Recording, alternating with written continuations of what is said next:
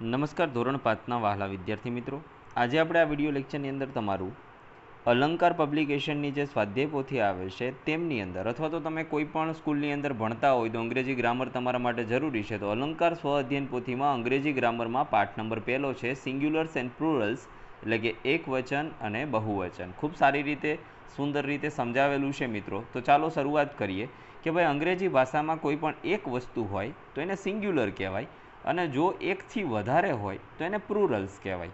જેમ કે અહીંયા એક છોકરી છે તો એક છોકરીને આપણે શું કહીશું કે ભાઈ છોકરી છે, અને અહીંયા જો બે છોકરી છે તો એને આપણે શું કહીશું કે છોકરીઓ છે.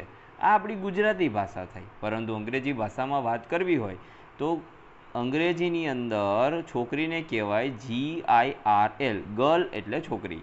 પરંતુ છોકરીઓને કહેવું હોય તો કેવી રીતે કહેવાય તો કે GIRL.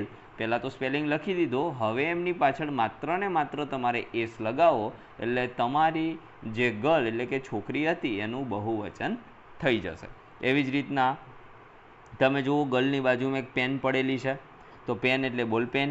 આ બોલપેન એક છે જ્યારે અહીંયા બે બોલપેન છે કે નહીં?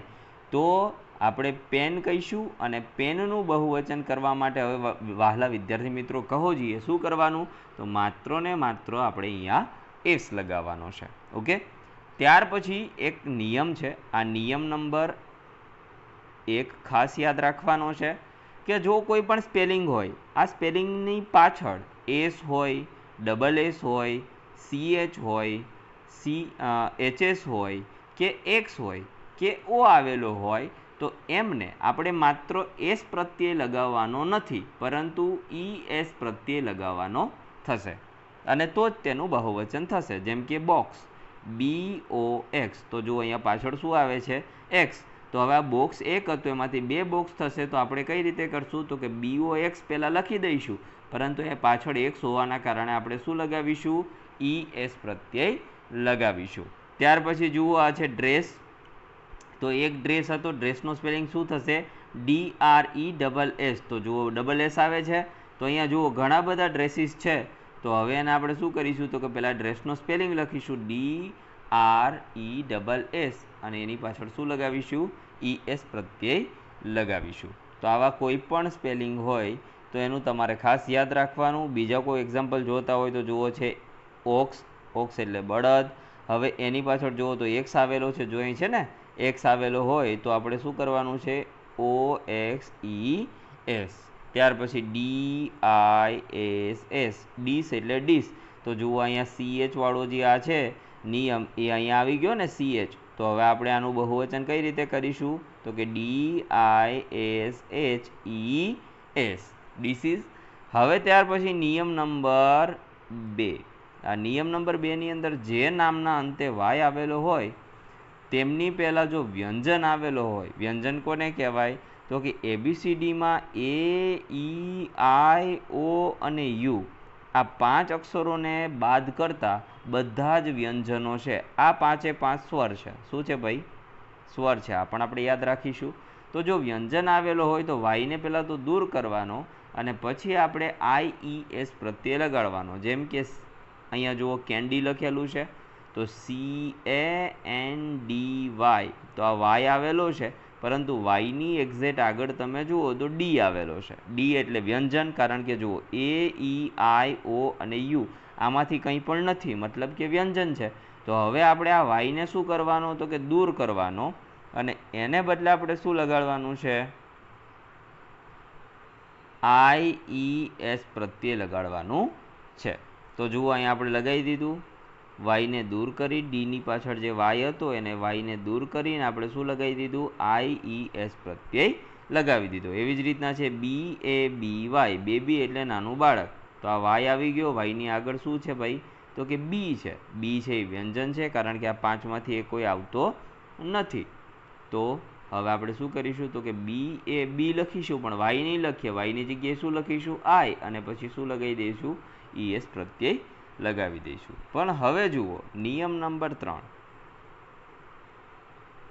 જો વાય હોય અને વાયની આગળ આ જે સ્વર હતા ઉપરના જે સ્વર, આ સ્વરમાંથી કોઈ પણ એક હોય તો તમારે માત્ર ને માત્ર આ એસ લગાવવાનો થશે. જેમ કે BOY.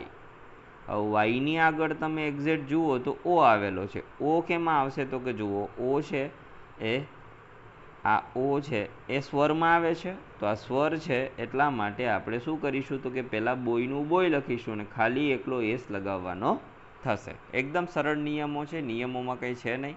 એવી જ રીતના TOY, વાયની આગળ ઓ છે એટલે TOY આપણે એમનું એમ લખીશું અને પાછળ માત્ર એસ પ્રત્યય લગાવીશું.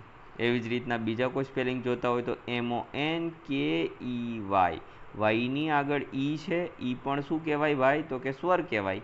તો મોંકીનું શું થશે તો કે MONKEY, ખાલી એકલો એસ. ચાલો હવે અહીંયા જુઓ એક વચન અને બહુવચનના નામો આ ખાસ યાદ રાખવાનું છે. ધીસનું થશે ધીઝ, આ છે ધીસ અને આનું થશે ધીઝ. આ છે ધેટ એટલે પહેલું અને આનું થશે ધોઝ. એવી જ રીતના ઈટ એનું થશે ધે, ધે. આ છે આઈ એટલે હું એનું થશે વી. માય એનું થશે અવર. એવી જ રીતના હીઝ અને હર એનું થશે ધેર. પછી છે ઇઝ, ઇઝનું થશે આર. ચાલો હવે આપણે એક્સરસાઇઝ જોઈએ સિંગ્યુલર્સ એન્ડ પ્લુરલ્સની. હવે તમારે જે ઉપરના નિયમો હતા, નિયમ નંબર 1 હતો એસ વાળો, નિયમ નંબર 2 હતો ES વાળો, નિયમ નંબર 3 હતો IES વાળો. આ ત્રણેય નિયમોને યાદ રાખીને આપણે ચાલવાનું છે. તો ચાલો પહેલાં તો છે DUCK. તો DUCKમાં માત્ર શું થશે તો કે ખાલીને ખાલી લાગશે એસ. શા માટે એસ લાગશે? કારણ કે અહીંયા ડકની પાછળ એક્સ, ઓ, એસ, SS, CH જેવા એક પણ શબ્દ આવેલા નથી. બીજા નંબરમાં વાય પણ આવેલો નથી, તો આપણે નિયમો યાદ કરવાની જરૂરિયાત રહેતી નથી. ત્યાર પછી જુઓ COCK, તો અહીંયા પણ કોઈ નિયમ લાગુ પડશે નહીં, માત્ર શું લગાડવાનું થશે એસ. એવી જ રીતના જુઓ FOX. હવે અહીંયા યાદ કરો એક્સ આવી ગયો, એક્સ આવે તો શું લગાડવાનો ES પ્રત્યય લગાડવાનો. તો હવે આપણે અહીંયા શું લગાવીશું ES પ્રત્યય લગાવીશું. એવી જ રીતના છે DISS. તો જુઓ પાછો નિયમ આવ્યો આપણો HS વાળો. તો આ ડીસની પાછળ HS છે તો શું પ્રત્યય લાગે ES પ્રત્યય લાગશે. એવી જ રીતના બસ છે તો બસની પાછળ જુઓ એસ છે તો શું પ્રત્યય લાગે ES પ્રત્યય લાગશે. એવી જ રીતના જુઓ ગ્લાસ છે તો ગ્લાસની પાછળ શું છે SS, તો આપણે અહીં લખેલું છે ને SS, તો શું પ્રત્યય લાગશે ES પ્રત્યય લાગશે. હવે જુઓ સોપ, તો સોપમાં કોઈ નિયમ નહીં તો માત્ર ને માત્ર એસ. YEAR, યરમાં પણ કોઈ શબ્દો નથી પાછળ તો ખાલી એકલો એસ. હવે જુઓ ટોમાટો, એમાં જુઓ પાછળ ઓ આવે છે તો જુઓ અહીંયા છે ઓ હોય તો શું લગાડવાનું ES પ્રત્યય લાગી ગયું. ત્યાર પછી છે BRUSS, તો જુઓ SS આવે છે તો શું લગાડવાનું ES પ્રત્યય. ત્યાર પછી મોંકી MONKEY, હમણાં જ આપણે જોયું મિત્રો, આમાં શું લાગશે તે તમારે મને કમેન્ટ કરીને જણાવવાનું છે. હવે ડોંકીનું કહી દો DONKEY, પાછળ વાય છે પણ આગળ સ્વર છે માટે ખાલીને ખાલી શું લાગશે એસ. ત્યાર પછી WALL, વોલની પાછળ ખાલી એસ. ત્યાર પછી TREE, તો એમાંય ખાલી એસ. FLY, અહીંયા જો વાય આવ્યો પણ વાયની આગળ વ્યંજન છે મતલબ આપણે શું કરીશું વાયને દૂર કરીશું, વાય રાખીશું નહીં અને શું થઈ જશે FLIES. ત્યાર પછી TRAIN, હવે અહીં કોઈ નિયમ નહીં લાગે માત્ર એસ. ત્યાર પછી RIVER, તો અહીંયા પણ માત્ર એસ. ત્યાર પછી PIG, અહીંયા પણ એસ. ત્યાર પછી BUSS, અહીંયા આપણો બીજો નિયમ લાગશે HS વાળો, એમાં શું લાગે ES પ્રત્યય. અને અહીંયા ડ્રેસવાળામાં શું લાગશે ડબલ H છે એટલે ES પ્રત્યય લાગશે. ત્યાર પછી જુઓ અહીંયા બહુવચનની રૂપ મૂકવી અને ખાલી જગ્યા પૂરવાની છે. અહીંયા આગળ બધા આર્ટિકલ આપેલા છે, જ્યારે બહુવચન કરો ત્યારે આ એકોય લાગે નહીં. જુઓ વીક છે તો વીકનું શું થઈ જશે વિક્સ. આવુલનું થઈ જશે આવુલ્સ. હીરોનું જુઓ અહીંયા પાછળ ઓ છે એટલે શું લાગશે? ES પ્રત્યય. ટાઉનનું શું થઈ જશે? ટાઉન્સ. આઈડિયાનું શું થઈ જશે? આઈડિયાઝ. WATCH પ્રત્યય હોય એટલે શું આવશે? EH લગાડવાનો થશે. પછી છે ટાઈગર, તો ટાઈગરમાં માત્ર S. આર્મીમાં તમે જુઓ તો વાય છે અને વાયની આગળ વ્યંજન છે એટલે વાયનો શું થશે? આઈ થઈ જશે. અને શું પ્રત્યય લાગે? ES પ્રત્યય લાગે. હવે એવી જ રીતના સ્ટોરીમાં પણ જુઓ તો વાય છે અને વાયની આગળ વ્યંજન છે તો થઈ જશે STORIES એટલે કે સ્ટોરીઝ. ત્યાર પછી છે EGG, એગનું શું થશે? માત્ર એગ્સ. હવે અહીંયા બહુવચન આપેલા છે, એનું એક વચન કરવાનું છે. તો અહીંયા એક વચન કરવા માટે જુઓ BODIES. IES આવતો હોય તો અહીંયા કોણ હોય? વાય. તો અહીં થઈ જશે BODY. એવી જ રીતના અહીંયા IES પ્રત્યય આવ્યો તો અહીંયા શું થઈ જશે? COPY. અહીંયા ખાલી S પ્રત્યય છે એટલે શું થઈ જશે? ટોય. અહીંયા ખાલી S પ્રત્યય છે એટલે થઈ જશે લાયન. અહીંયા ખાલી S પ્રત્યય છે તો થઈ જશે SOE, શું. ત્યાર પછી અહીંયા જો શીપમાં S પ્રત્યય છે તો થઈ જશે શીપ. અહીંયા ફ્લાવરમાં S પ્રત્યય છે તો થઈ જશે FLOWER.